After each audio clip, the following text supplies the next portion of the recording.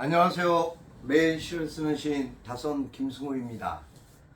여러분 오늘 하루도 10월 오늘 18일이네요. 네, 18일 79번째 시창작 토크 시작하겠습니다.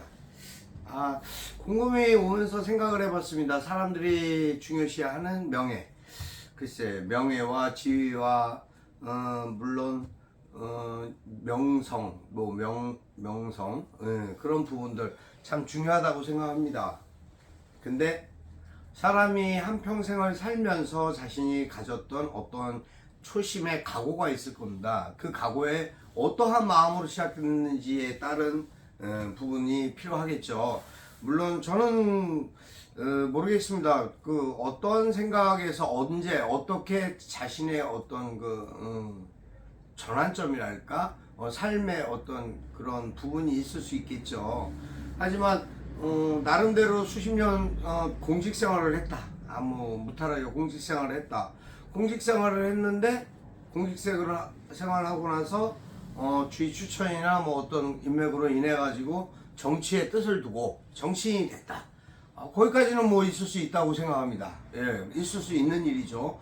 그 어떤 역량과 자신의 어떤 그것을 발휘할 수 있는 부분들에 대한 것이니까 가능하다고 생각합니다. 근데 그 후에 공천을 못 받거나 탈락이 됐다. 그래서 정치를 물론 이제 공과가 있겠죠. 잘 드러나고 나타나지 않아서 그렇지 반드시 있습니다. 이유가 있기 때문에 그렇게 된 거죠. 뭐 아니면 또 연령적인 부분도 있을 수 있고요. 그랬는데 새롭게 뭔가를 시작한다 그래 뭘 하나 했더니 아무리 1인 미디어가 창궐하는 시대라고 하지만 기자가 돼갖고 나타난다. 이거 뭐 말이 됩니까? 나이 60이 넘어가지고 기자를 한다? 언제 어떻게 기자를 어떻게 하겠다는 건지 뭘 배운 것도 없이 기자에 대한 어떤 생각도 없이 저는 그거는 사실 국민을 무시하는 행위라고 생각합니다. 기만하는 행위라고 생각합니다. 물론 자신이 아직 뭔가를 할 수 있는 연령이고 역량이 된다. 그래서 하겠다라고 하는 의지는 있어서 할 수 있겠지만 기자라는 건 나름대로 아무나 할 수 있는 건 사실 또 아닙니다. 예, 할 수 있다고 생각할 뿐이지. 근데 자신의 정치적 정당 색깔을 가지고 기자를 한다? 그 말이 되겠습니까? 안 되겠습니까? 여러분, 그 중립을 지켜야 되는 그 기자 본분에도 맞지도 않을 뿐더러 있을 수 없는 일이죠, 사실. 예. 그건 국민 속이고 시민을 기만하는 것밖에 안 된다라고 저는 생각합니다. 그래서 참 안타깝게 생각합니다. 물론 뭐 지역사회에서 뭔가 자신의 역할을 하겠다라는 그건 그러니까 봉사할 수 있는 마음으로 해야 되는 건데 그것을 기자라는 어떤 특정 직업군을 가지고 자기가 다시 일상에서 뭔가를 해보겠다. 저는 참 아이러니하고 잘못된 생각이라고 생각합니다. 명예가 아무리 좋고 자기 입장의 어떤 생각이 아무리 그렇다 그래도 그러한 행동은 결과적으로 어느 누구에게도 칭찬받을 수 없는 그런 일이 아닐까 생각합니다. 하여튼 안타까웠습니다. 상당히 안타깝고 깜짝 놀랐습니다. 아니 왜 하필이면 물론 뭐 기자라는 생활 자체가 나름대로의 어떤 역량을 발휘해서 국민의 알 권리를 위한 충족시키는 그러한 역할을 할 수 있는 그런 길이기는 합니다. 하지만 나이 60이 넘어가지고 다시 뭔가 직업을 바꾸는 것이 문제가 아니라 그것도 그러한 전문성을 가지고 있어야 하고 최소한 중립성이나 그러한 부분을 가지고 있어야 되는 최소 인성의 어떤 그런 선상이 있는데 그것을 다 무시하고 자신의 욕심으로 인해서 무엇을 하겠다라는 것 자체에 사실은 회초리를 들고 싶습니다. 그 시를 쓰는데도 이제 여러 가지 이제 부분들이 있습니다. 시를 쓸 때 시어를 어떻게 선별하고 선택하느냐, 그런 생각들 때문에 고심하고 힘들어하고 고민하는 많은 분들을 봅니다. 근데 사실은 일상 자체가 우리가 살고 있는 이 삶의 현실의 모든 부분들이 시어가 아닐까라는 생각을 합니다. 남들이 쓰지 않은, 사용하지 않은 단어를, 문장을 만들어낼 수 있을까라는 의구심이 들 수도 있겠지만, 그 의구심이 내 삶의 내 표면에서 나타나는 내 느낌과 생각을 표현했을 때 나타날 수만 있는 나만의 어떠한 시어가 있습니다. 똑같은 직업군을 갖고 있다 하더라도 삶의 어떤 방향성이나 테두리는 조금씩 다 다른 법이거든요. 다르다고 한 그 사람의 인성과 또 시상, 또 나름대로의 감성 자체가 다르기 때문입니다. 그 감성을 어떻게 조율하고 어떻게 나누느냐에 따라서 음악을 하는 악기 같은 경우에 음률을 조정하고 하는 거와 마찬가지겠죠. 그래 조율을 한다고 하죠. 근데 시어도 마찬가지로 조율을 합니다. 어떻게 표현하는 것이 좀 더 담백하거나 솔직할 수 있을까라는 생각을 하는 경우도 있고요. 또 그렇게 했을 때 상대가 받아들일 때 어떠한 느낌으로 받아들일 수 있을까라는 그런 생각을 할 때도 있고요. 그런 부분들을 따지고 놓고 본다면은 결과적으로 시는 개개인의 어떤 특성에 맞는 단어를 조합되게 할 수 있지 않을까라는 그런 생각을 하게 됩니다. 사람은 똑같은 사물을 보고 그 사물에 대해서 판단하거나 생각하는 부분, 느낌이 다 다르거든요.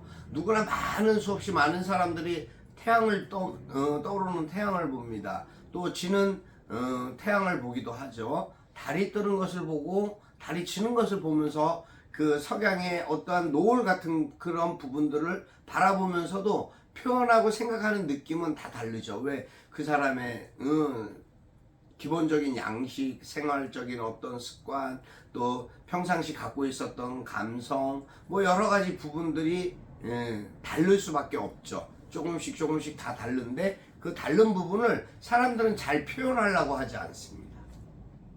그냥 단조롭게 아름답다, 멋있다, 예쁘다.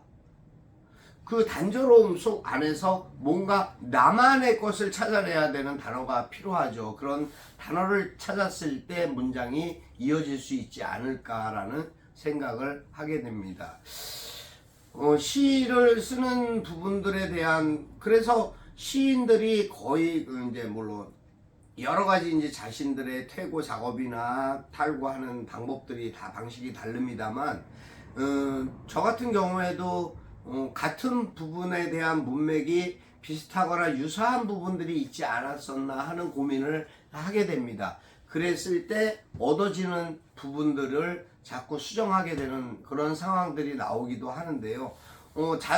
이제 저 자신도 모르게 수정을 했다라고 생각한 게 오히려 중복될 경우도 없지 않아 있고요. 그런 상황들이 있지만 시라는 것은 내가 누군가에게 또 나 자신이 먼저 나를 힐링시킬 수 있는 그러한 언어의 그 어떤 뭐랄까 예술이기 때문에 그 언어의 예술을 나만의 것으로 만들 수 있는 나만의 글을 만들어내야 되겠다라는 노력이 무엇보다 필요하고, 또 많은 책들을 읽거나 또 많은 글들을 접하는 것이 좋습니다. 그리고 많이 써봐야 되겠죠. 계속 쓰는 과정 속에서 나의 습작이 계속 반복되는 그 습작 속에서 그것이 하나의 복습화되고 예습화되는 그러한 결과물로 보여지고 나타나기 때문입니다. 오늘 저는 이제 가을, 아직은 가을 시리즈 끝내지 못했습니다. 그래서 오늘도 가을 속 가로등이라는 글을 써봤습니다. 어떨지 모르겠습니다. 낭독해드리겠습니다. 가을 속 가로등, 다선 김승호. 어둠이 깊어가는 가을밤, 누구라도 부르고 싶은 외로움이 몰려들 때 가을은 익어가고 있었다. 목맨 몸의 기억은 어두운 그림자처럼 스멀스멀 시인을 깨우고, 아쉬움도 후회도 미련도 없이 서투른 가을 낙엽처럼 바람에 기울어 든다. 왜 그랬을까? 서로의 생각도 마음도 나눌 길 없는 불통 속에 하염없이 먼 산을 바라보듯 깊어지는 갈색의 나뭇잎 사이로 가로등 불빛만 처량함에 서글픈 나를 비춰준다. 일상의 분주함에 쫓기듯 허탈함에 고개 숙이며 내 탓이다 내 탓이다 소리치는 가을은 그렇게 깊어간다. 여기까지입니다. 나름의 어떤 생각들이 있었습니다. 밤늦게 아주 깊은 밤이었습니다. 예. 거의 밤 12시가 넘은 시각이었지만 그 시간에 그 가로등 집 앞 가로등에서 이제 이렇게 보여진 그 가로수 나무에 낙엽이 무르익어가고 있었고 그러한 어떤 느낌 속에서 저의 어떤 삶의 일상이랄까 그런 부분들을 가을에 한번 비춰보고 싶었습니다. 그래서 오늘 글이 만들어진 것 같습니다. 어쨌든 저는 제가 매일 이렇게 시를 전달하는 목적 중에 하나가 누군가 이 글로 인해서 위로받았으면 하는 그런 생각입니다. 그 생각이 바람이기도 하죠. 근데 누군가가 과연 위로받을 수 있을까? 좀 글이 약하지 않나? 그런 생각도 저 스스로 합니다. 그래서 많이 좀 고심하고 하면서도 어쨌든 제 나름대로는 또 자부심이 그겁니다. 매일 내가 습작하고 연습하는 이 연습 속에서 정말 좋은 글이 탄생할 수 있지 않을까라는 바람이 있습니다. 그런 마음가짐으로 매일매일 성실함으로 매일 글을 써 간다면 아무리 세상이 어떤 세파, 어려움, 힘겨움들이 몰려와도 또 인간적인 배신과 어떤 다른 어떤 그 사람으로 인한 상처 같은 것들이 조금씩 치유되면서 좀 더 나은 사회로 가지 않을까라는 생각을 갖기 때문입니다.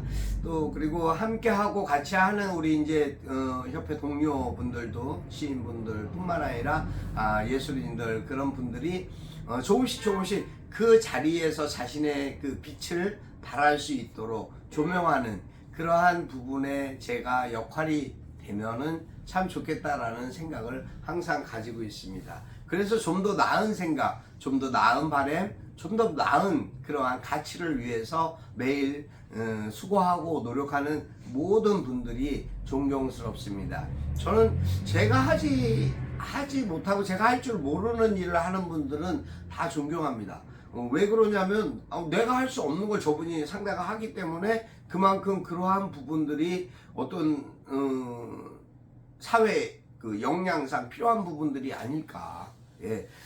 청소하시는 분은 청소를 해주기 때문에 세상이 깨끗해지고 그런 부분들의 역할이 있다라는 거죠. 그 분담을 잘 맡아서 하시는 그분들이 정말 존경받고 훌륭한 분들이 아닐까 저는 그렇게 생각을 합니다.